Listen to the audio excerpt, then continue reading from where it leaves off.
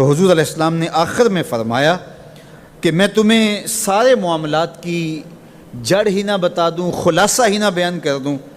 قلت بلا یا نبی اللہ، میں نے کہا اے اللہ کے نبی کیوں نہیں؟ فاخذ بلسانہ، حضور نے اپنی مبارک زبان کو پکڑا، فقال، اور فرمایا، کف علیک ھذا، کہا اس کو روک لے، اس کو کنٹرول کر لے۔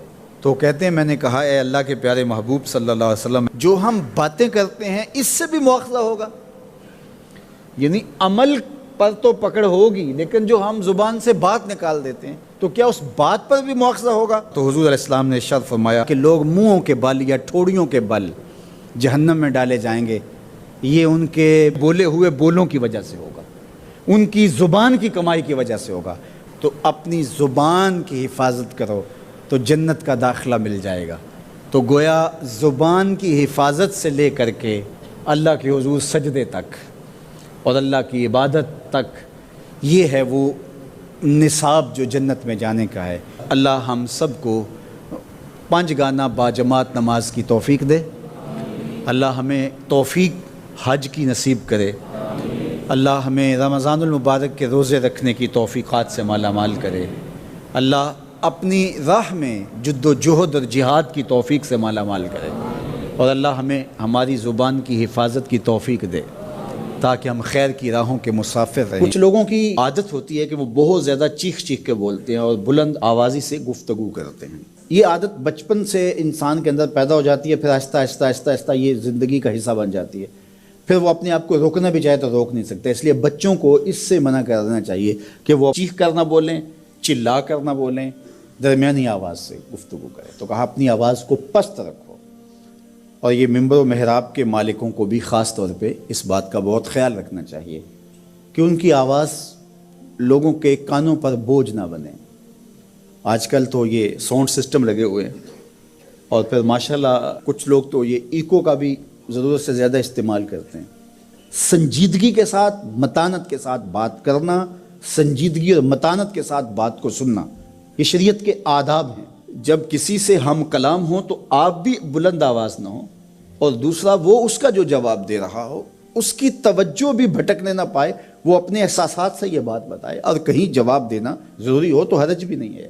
آواز کو معتدل رکھو، خوبصورت رکھو، تو جس طرح بولنے کے آداب ہے اس طرح سننے کے بھی آداب ہے۔ ویسے ماہرین کہتے ہیں کہ تیز آوازیں بندہ پونے گھنٹے سے زیادہ نہیں سن سکتا، یعنی اس کا سٹیمنا جو ہے وہ اتنا ہی ہے کہ وہ اتنا سن لے، برداشت کر لے اس کے بعد وہ تو الگ بات ہے، لیکن یہ ہے کہ وہ جو آسانی کے ساتھ سن سکتا ہے اتنا ہی سن سکتا ہے۔ تو اس لیے یہ جو لیکچر بھی ہوتے ہیں جو دنیا کی بڑی یونیورسٹی ہیں، وہاں بھی انہوں نے لاکھوں روپے دے کر کے دنیا کے ماہرین بلائے ہوتے ہیں مختلف مضامین پر، لیکن پیریڈ کا دورانیہ یہ نہیں ہوتا کہ وہ 3 گھنٹے کا لیکچر دے رہے ہوں۔ انسان کی جو ہے وہ ایک کیپیسٹی ہے، اس سے آگے نہیں وہ بڑھ سکتا۔ اور مجھے بتائیے انسان کو بنانے والے سے بہتر کون بتائے گا؟ قرآن بتاتا ہے، کیا بتاتا ہے؟ وَغْضُضْ مِنْ صَوْتِكَ، اپنی آواز کو پست رکھو۔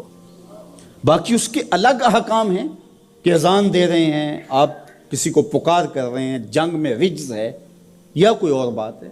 ابھی لائٹ چلی جاتی ہے اور دور تک لوگ بیٹھے ہیں تو مجھے لامحالہ طور پہ اونچا بولنا پڑے گا۔ میری آواز اونچی ہے تو میں کوشش کروں گا آخری شخص تک آواز پہنچے، وہ ایک الگ بات ہے، لیکن اب یہ آواز ایسے ہی سب تک پہنچ رہی ہے۔ تو ان آداب کو جب ہم سمجھتے نہیں ہیں تو اپنی بات کو کچھ لوگ سمجھتے ہیں کہ زور سے بولیں گے تو لوگوں کے اندر بات اترے گی، ایسا نہیں ہے۔ بات زور سے بولنے سے نہیں اترتی، بات دلیل سے اترتی ہے۔